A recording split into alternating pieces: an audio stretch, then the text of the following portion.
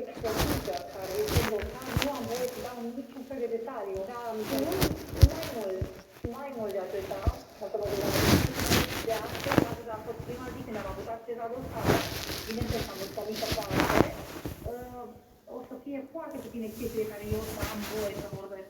Nu am voie, sunt nicio formă să Mă înțeles. Am înțeles. Prin prisma că am studiat. Ce-am trăit eu. Da, dar nu, să știți că noi am vorbit și te-am întrebat, Anișoara, până acum, din toate documentele pe care le-am avut noi. Din acel referat. Adică Noi s-am referat aici pe volume, din ce am înțeles, noi te-am nu te întrebat. întrebăm ceva ce noi... Hai, vin aici. Hai.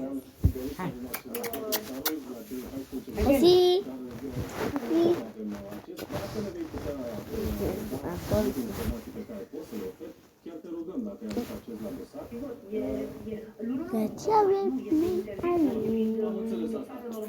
Dar uite, noi astăzi am Anișoara opinia tatălui biologic. Să bolă? Care a spus că de fiecare dată când a vorbit cu tine, tu ești dacă Marian e plecat în Italia, dacă a plecat Hai, du-te acolo. Să vezi aici. Eu, da, nu dau pe seama vârstei sau... Mie mi se pare intenționat cum dumnealui. Am văzut, își spune că odată i-am zis ceva... Și ei da de mănânc. Nu i-am dat nimic.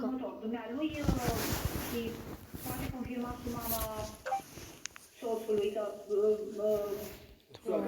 Deci Marian îi tot povestea, în fiecare an ei se vedeau de Paște de Crăciun și tatăl îl suna pe soț în iulie să-i reproșeze, ieri a fost ziua mea sau alaltăieri a fost ziua mea, de ce nu mai scria să-l zici la mulți ani? Deci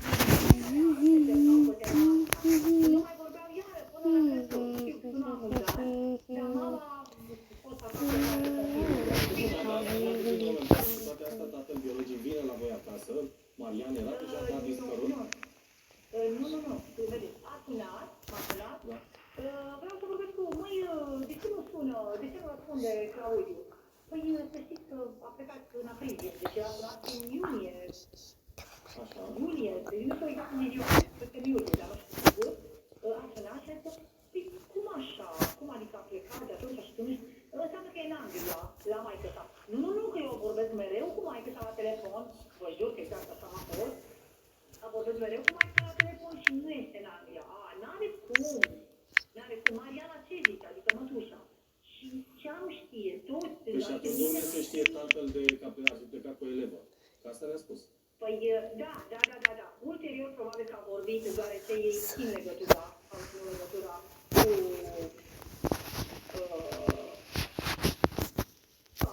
V-am zis, am văzut declarațiile care mi-au dat de dosar, nu pot să vorbesc despre asta. Bun, deci, Anișoara, încă o dată, ceea ce spune un alt martor, să spunem, sau un alt om cu care tu ai interacționat, se pare că minte, pentru că lucrurile noastre... Știți de ce? Sunt rudele lui și e normal. Sunt subiective, am înțeles. Da, și eu mi-am Uite, eu mi-aș dori foarte mult să vorbesc cu părinții tăi, sper să-mi fac vreo gafă. Părinții tăi sunt în viață, ai o relație bună cu ei? Da, foarte bună. Mi-aș dori, pentru că așa cum profesorul are de partea lui familia, care îl caută și care îl susține și care crede că i s-a făcut un rău, și tu, la rândul tău, trebuie să ai de partea ta, familia ta, care nu te-ar rezolvat în stare de așa ceva și care ar trebui să te susțină și public și să spună tot ceea ce știu ei din punctul lor de vedere. E important, de exemplu, dacă ai o relație bună cu părinții, poate că în timpul căsniciei te-ai plâns de anumite lucruri, poate și el cunosc pe ginere, și el cunosc pe ginere, că o mamă îl vede pe ginere cum e, dacă e băiat bun, dacă are anumite inclinații, dacă era importantă și, să spun, punctul de vedere al familiei tale. Eu vreau să întreb ceva pe Anișoara. Și vreau să zic ceva. O mică mențiune. Dacă părinții mei vor vorbi normal cum ar vorbi de bine și nu numai ei, ci atâția oameni care mă iubesc și mă respectă și eu la fel pentru ei, ar fi o mică picătură într-o mare de ură, cum ar veni, care ar trimite-o cazul ăsta împotriva mea. Păi da, de asta cu atât mai mult ai și tu nevoie de susținerea familiei tale, pentru că n-a vorbit nimeni din partea ta. Chiar nimeni n-a vorbit. Știu. Adică și pe acel unic prieten care vă era, care a fost antrenorul de șah, care inițial ți-a fost martor în proces, proces, da? Deci a fost de partea ta până și ăla s-a întors împotriva ta.